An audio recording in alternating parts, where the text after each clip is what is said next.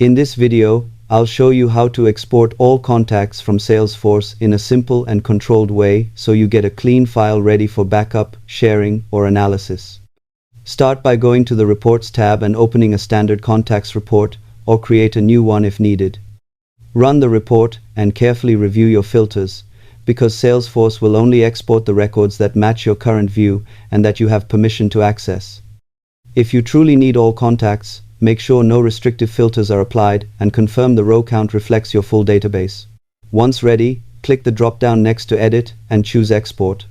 You can select Formatted Report for a presentation style file, or Details only for raw data that works better in Excel, or CSV for further processing. CSV is usually preferred for larger datasets. After downloading, always verify a few rows for accuracy and handle contact data securely to stay compliant with privacy policies. Subscribe for more practical Salesforce tutorials